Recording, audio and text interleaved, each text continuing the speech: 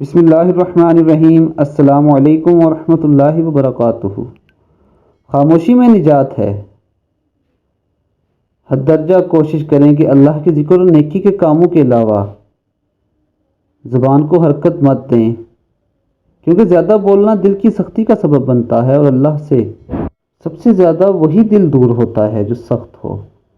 اس نصیحت پر عمل کرنے سے ہم بہت ساری رسوائیوں اور شرمندگیوں سے بچ سکتے ہیں، کیونکہ جس کی گفتگو زیادہ اس کی شرمندگی بھی زیادہ، اور جس کے قابل شرم امور بڑھ جائیں تو اس کے گناہ بھی بڑھ جاتے ہیں، اور جس کے گناہ زیادہ ہو جائیں آگ اس کے زیادہ لائق ہو جاتی ہے۔ اس لیے شریعت نے خاموش رہنے کی مدعا صلاحی کی ہے، رغبت دلائی ہے۔ صلی اللہ علیہ وسلم کے فرمان مبارک کا مفہوم ہے کہ جو خاموش رہا اس نے نجات پائی۔